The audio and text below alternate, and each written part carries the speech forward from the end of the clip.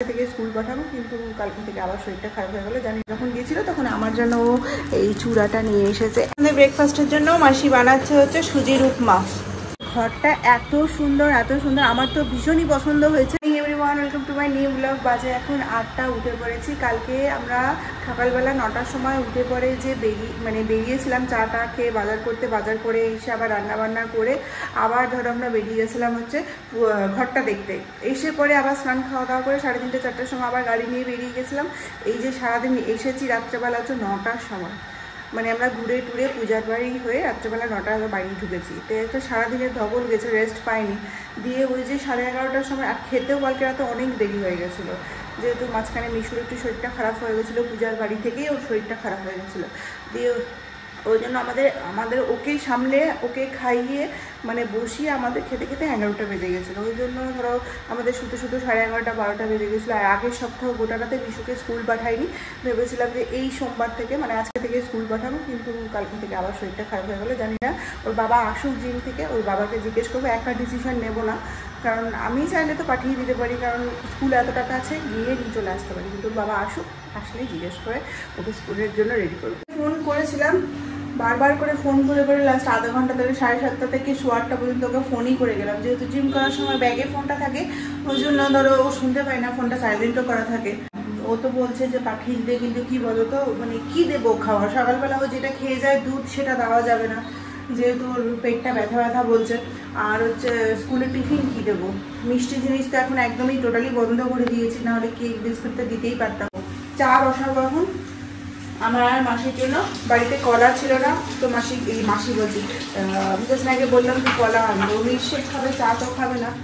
এখন 8:15 বেজে গেছে। এই করতে ফোন করতে আবার 8:15 বেজে গেল। চাটা চাপিয়ে দিই আগে, ও কলা নিয়ে আসলে ওকে মিল্কশেকটা করে দেবো। পূজারা গেছিল হচ্ছে দিল্লিতে ট্রিটমেন্ট পারপাস, তো ট্রিটমেন্ট করিয়ে পরে ওরা গেছিল হচ্ছে রাজস্থান। তো আমাদেরকে বারবার করে জিজ্ঞেস করছিল মানে কোথায় যাওয়া যায়। আর ওদের যেহেতু এখন সামার ভ্যাকেশন চলছে, মানে দাদার যেহেতু এখন সামার ভ্যাকেশন চলছে, তো মেঘালয় ঘোরার পরও ছুটি বেঁচেছিল, তো কোথাও একটা করে যেতেই হবে। তো আমরা যেহেতু 2022-এ গেছিলাম রাজস্থান ঘুরতে, তো আমরা সবসময় বলছিলাম রাজস্থানটা ঘুরে আসা বেশ ভালো লাগবে।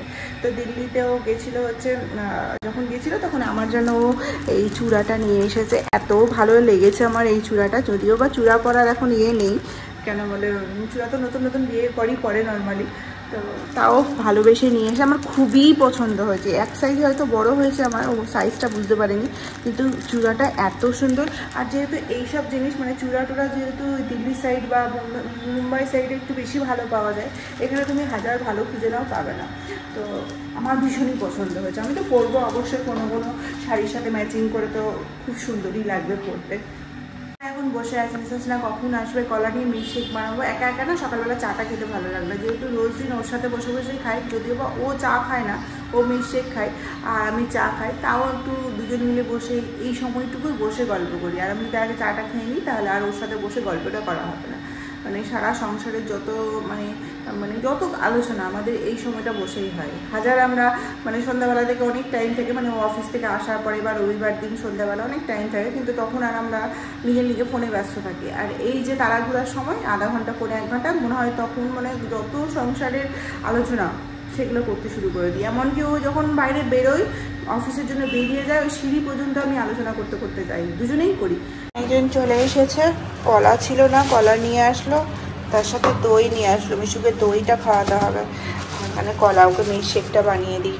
সকালে চা আমরা 8:30টায় নিয়ে বসছি, তখন উঠেছি সেই 7:30টার সময়। বাবা রেডি হয়ে গেছে, ছেলের শুরু হয়ে গেছে।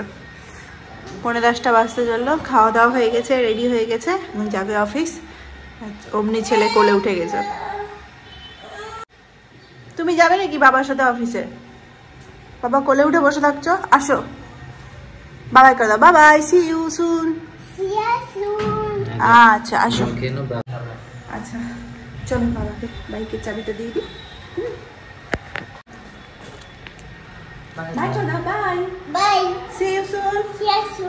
সাবধানে যাবে। আজকে আমাদের ব্রেকফাস্টের জন্য মাসি বানাচ্ছে হচ্ছে সুজির উপমা। আমি কোনোদিনও বানাইনি, খাইনি, মাসি বললো বানিয়ে দিবে, তো দেখি কেমন হয় খেতে। মিষ্টি দেয় নাকি গো মাসি? যেহেতু নিজে মাঝে মাঝে রান্না করি, তো মাঝে মাঝে না অনেক সময় আমি নিজেই রান্না করি, তো মাঝে মাঝে মনে হয় কি বলো তো, কারোর হাতে যদি রান্না করা খাই তাহলে বেশি ভালো লাগে। তো মাসি আজকে সুজিটা করেছে, সিরিয়াসলি ভীষণই সুন্দর হয়েছে, ভীষণই সুন্দর হয়েছে। মানে এটাকে উপমা বলছে, মানে আমি এক্সপেক্টই করিনি যে মাসি এতটা ভালো করতে পারবে। আমি খেয়ে মানে জাস্ট অবাক হয়ে গেছি, এত সুন্দর করেছে। তাই বললাম, আমি তো উপমা শুনেছি অনেক, কিন্তু জীবনে কোনোদিন আমি করিও নি। তাই মাসির কাছ থেকে রেসিপিটা নিলাম, মিশুকে বানিয়ে বানিয়ে খাওয়াতে পারবো। তো এটা ওর বেশ নরম নরম সফট সফট। আরও দিচ্ছ? দাও, আমি একবার টেস্ট করে দেখলাম, ভীষণ ভালো হয়েছে। দিয়ে পরে মিশুকে এটা দেওয়া যেতে পারে, ভীষণ নরম তো, আর ও খেতে পছন্দও করবে। ওকে অবশ্যই একটু মিষ্টি দিয়ে দিতে হবে, কারণ ও তো ধরো এত ঝাল ঝাল খাবে না। মাসি শুকনো লঙ্কা ফোড়ন দিয়ে করেছে, কিন্তু ভীষণই সুন্দর হয়েছে। আমাদের রান্না হবে হচ্ছে আলু ভাজা দুবেলার, তারপরে মোচাটা সেদ্ধ হয়ে গেছে, মাসি বাটিতে সেদ্ধ করেছে, আমি প্রেশার কুকারে করি। আর সকালবেলা একটু ঢেঁড়স ভাজা মিষ্টাসনা খেয়ে গেছে, ওটা থেকে গেছে, ওটা থাক। আর আলু ভাজাটা করবো এখন, আলু ভাজাটা চাপিয়ে দিই। আলু ভাজাটা হবে, আলু ভাজা না হলে করলা ভাজা আমার বাড়িতে হবেই।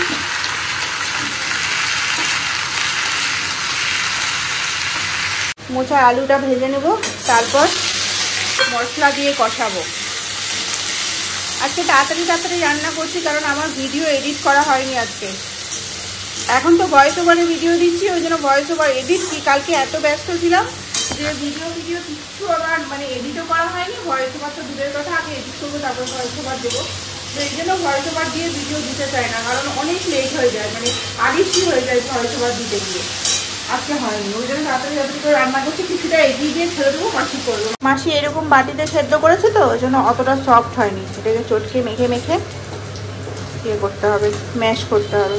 এটা প্রেশার কুকারে হতে গেলে একদম এরকম এক চটকালেই সুন্দর হয়ে যেত, আর এরকম চটকে না মেখে দিতে গেলে তরকারিটা ছাড়া ছাড়া হয়, ভালোও লাগে না। দেখতে গেছিলাম, সেটা হচ্ছে আমাদের ল্যান্ডলর্ডেরই নিজস্ব ঘর। তো ওটাতেও মিনিমাম 4 তলা আছে, প্রতিটা ফ্লোরে 3টে করে ফ্ল্যাট করেছে। তো নতুনই জাস্ট কমপ্লিট করেছে, মানে এখনও কমপ্লিট হয়নি, পুজোর পর কমপ্লিট হবে। ঘরটা এত সুন্দর, আমার তো ভীষণই পছন্দ হয়েছে। এখন আমরা ওখানে যাওয়ার কথা বলেছি, ফার্স্ট ফ্লোরেই রয়েছে, তো ওই জন্য আমাদের জন্য খুবই সুবিধা, ভীষণ আলো বাতাস ঢোকে। আর কি বলবো, মানে যদিও বা একটা কী বলতো, পুরোনো জিনিসের উপর একটু ভালোবাসা হয়ে যায় না। এই ঘরটাতে আবার 1.5 বছর থাকা হয়ে গেল, এটার ভিউর সময়তে আমার ঘরটাকেও খুব ভালোবেসে ফেলেছি। মানে যেটা হয় আর কি, মানুষ নিজের বাড়ি না হলেও মানুষ যেখানে থাকে নিজের বাড়ির মতো তো ভালোবাসে না, মানে এই ঘরটাকে আমি নিজের বাড়ির মতোই ভালোবেসেছি। তো ওই জন্য এখানে এসেও প্রথম মনটা খারাপ করছিল, নিজের বাড়ি ফিল হচ্ছিলো। তারপর আস্তে আস্তে এটাকেও ভালোবেসে ফেলেছি। এখান থেকে ওখানে যেতে মানে বেশি দূরও না, ডিস্টেন্সটা খুবই কম, 3-4টা বাড়ির পরেই একটা গলি রয়েছে, গলির ভেতরে ঢুকেই কাকুর ঘরটা রয়েছে। তো কাকুর ঘরটা কমপ্লিট করতে 2 মাস লেট আছে, তো আস্তে আস্তে কমপ্লিট করুক। আমরা বলে রেখেছি, আমার যদি মন হয় তাহলে আমি অবশ্যই এটা ইয়ে করে ওটাতে যাবো। তো কাকুকে বলা আছে, আপনি অন্য কাউকে দেবেন না, যদিও বা কাকু বলেছে যে না, তোমাদেরকে আগে জিজ্ঞেস করবো, তার আগে কমপ্লিট করুক, পূজা হোক। গৃহপ্রবেশ এখনো পর্যন্ত হয়নি, তো পুজোর আগে হবে। আর আমরা তো পুজোর সময় চলে যাব, এসে পরে তখন আমার মা বাবারাও থাকবে, আর গিয়ে পরে তখন শিফটিংয়ের ব্যবস্থাটা করব, যদি আমি এই ঘরের মায়াটা ছাড়তে পারি তবেই। তোমাদেরকে বলেছি না, মানে কী বলতো, 1.5 বছর ধরে আছি, তো মানে বলে দিচ্ছি তো হ্যাঁ চলে যাব, উঠতে পারছি না 5 তলার উপরে। মানে তারপরে মনে হচ্ছে যখন ছাড়ার কথা, এখন যেরকম পেয়ে গেছি একটা ঘর, দেওয়ার পর এখন মনে হচ্ছে এই ঘরটা ছেড়ে দেবো, এত সুন্দর ভিউ আছে, কি করব না করব। কালকে থেকে আমি ওটাই ভেবে যাচ্ছি, দেখে আসার পর পছন্দ হয়ে যাওয়ার পর থেকেই ভাবছি এই ঘরটা ছেড়ে দিতে হবে। ওই মাঝে মাঝে মনে হচ্ছে থাক, এখানে থেকে যাবো, কষ্ট করে ওঠানামা করে নেবো। তারপরে মনে হচ্ছে না, বাপরে গরমের সময় কি কষ্ট হচ্ছে, আবার উঠতেও কি কষ্ট, নামতেও কি কষ্ট হয়। দেখা যাক, 2 মাস এখন হাতে আছে, কাকুর ঘর কমপ্লিট হোক, তারপরেই দেখবো। মোচাটাকে ভালো মতো কষিয়ে নিয়েছি, মোটা যখন সেদ্ধ হয়নি, এটাকে আবার সেদ্ধ করতে হবে একটু, আলুগুলোও সেদ্ধ হবে। টমেটো দিয়েছি, আজকে নিরামিষ করছি, শেষে ঘি গরম মশলা দেবো, তো জলটা দিয়ে দিই, গরম করে রেখেছি। ডালটা সেদ্ধ হয়নি, ডালটাকে চাপানো হয়েছে, এটা আগে হয়ে যাওয়ার কথা, কিন্তু আজকে সবার লাস্টে ডাল হচ্ছে।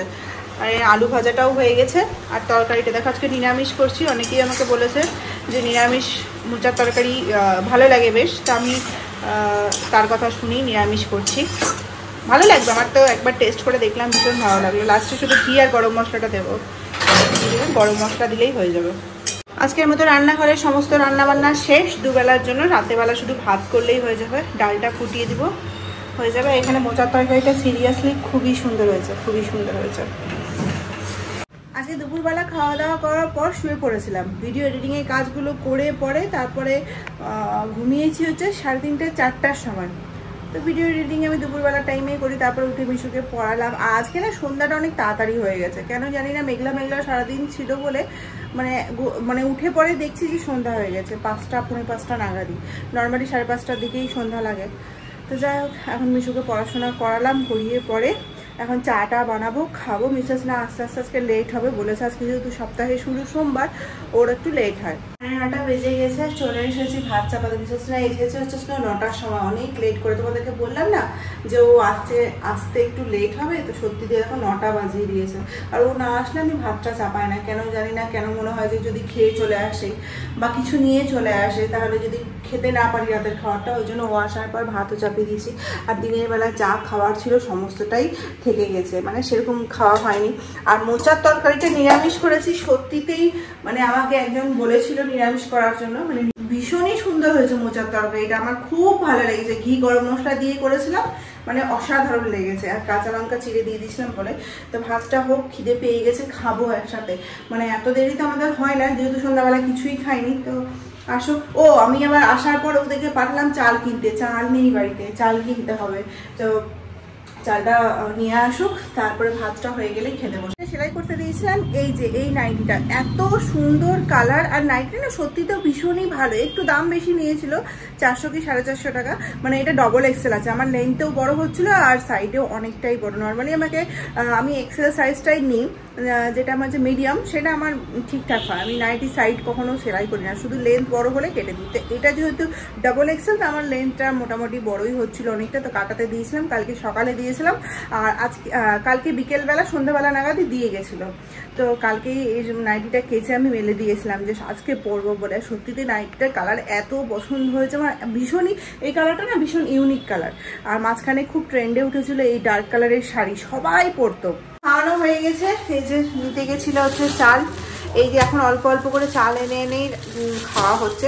আগেতে স্মার্ট বাজার থেকেই নিয়ে চলে আসতাম 1 বস্তা মতো, এখন তো গাড়ি বার করতে পারছিলাম না বলে। তবে এই রবিবার আমরা পারলে, যেহেতু গাড়িটা এখন বার করে নিয়েছি অন্য জায়গাতে আছে, তো এই রবিবার পারলে গিয়ে 1 বস্তা চাল নিয়ে আসবো। একবারে না তুলে রাখতে গেলে না এই অল্প অল্প করে হুটহাট মানে বেড়ে যায়, আর তখন আনা হয় না। আর একটা ডিমও আনলাম, এটা তো আমাদের চলে যাবে 2-3 সপ্তাহ। আর দিনের বেলা যে আলু ভাজাটা ছিল সেটাকে একটু গরম করতে চাপালাম। আলু ভাজাটা ঠান্ডা খেতে ভালো লাগে না, একটু হালকা হালকা গরম করে নিই। মিশুকে তো খাওয়ানো হয়ে গেছে, চিন্তা নাই, আমরা আস্তে আস্তে খাবো। কটা বাজে এখন? 9:30 বাজে, আস্তে আস্তে খাবো। তাড়াতাড়ি করে খাওয়া দাওয়াটা শুরু করে দিচ্ছি, প্রচণ্ড খিদে পেয়ে গেছে তো। আর ওদিকে ও চলছে আমাদের যাওয়ার টিকিটটাও হয়ে গেছে, এখন ব্যাক করার টিকিটটা করতে হবে। কিন্তু এখন তো কোনো জায়গাতেই টিকিট মানে ওয়েটিং লিস্ট, সব জায়গাতেই। ফ্লাইটের টিকিটটা হয়ে গেছে, আসবো আমরা ট্রেনে মালদা হয়ে। তো ওই এখন চলছে ওগুলো করা।